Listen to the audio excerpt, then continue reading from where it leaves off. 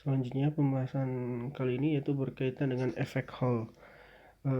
Ada hal-hal yang harus kita perhatikan di dalam efek Hall, yaitu yang pertama, arus adalah muatan yang melewati sebuah luas persatuan waktu, yaitu I sama dengan dq per dt, dan arah arus searah dengan arah gerak muatan positif.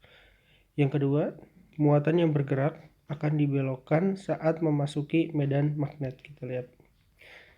Muatan yang bergerak akan dibelokkan saat memasuki medan magnet.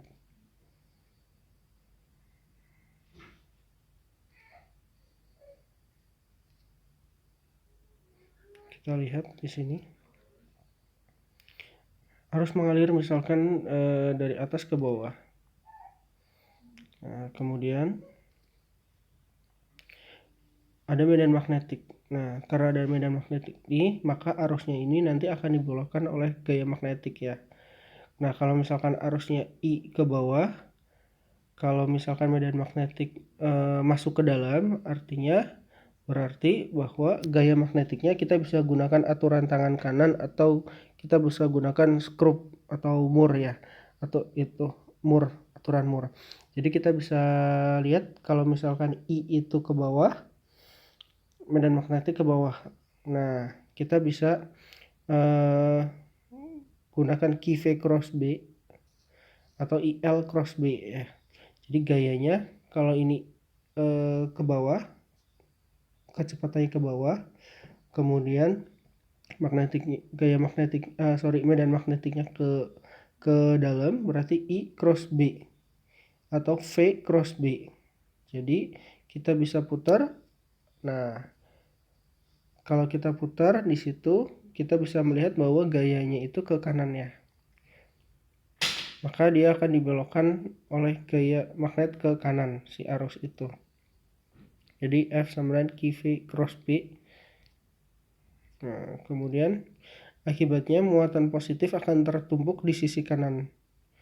Jadi ketika diberikan gaya magnetik ini, diberikan medan magnetik dari luar ini, maka otomatis si muatan yang ada di lempengan logam ini atau lempengan logam konduktor ini, dia akan mengalami yang namanya polarisasi atau penumpukan ke kanan.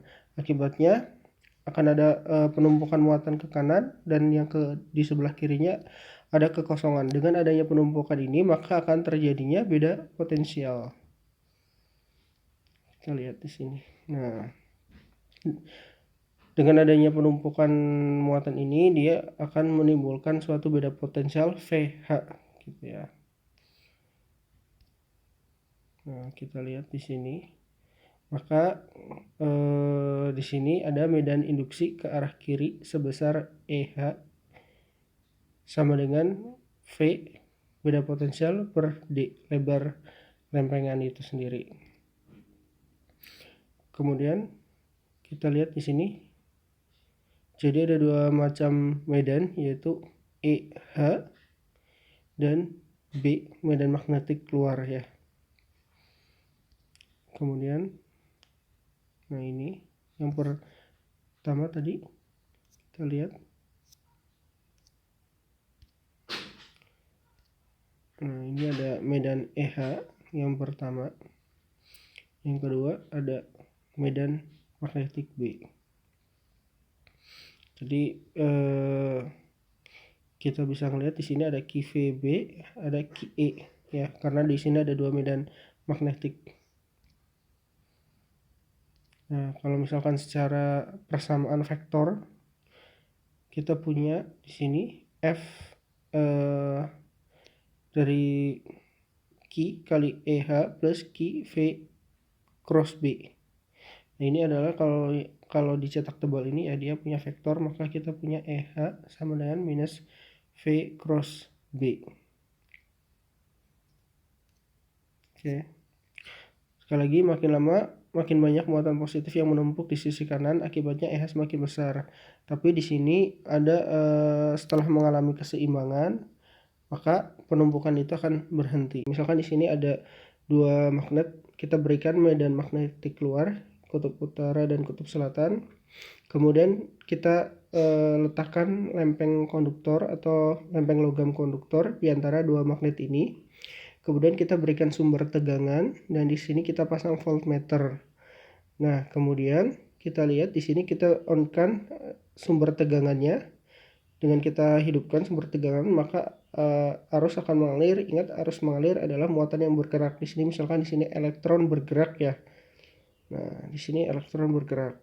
Nah, karena kita berikan medan magnetik luar ini, itu karena medan magnetik itu dia punya arah ya dari utara ke selatan. Maka kita lihat di sini ketika kita berikan suatu medan magnetik luar yang dimana arah medan magnetik itu di sini lihat dari utara ke selatan. Nah, dengan adanya gaya magnet yang diberikan ini, maka timbullah di sini gaya magnet yang ini.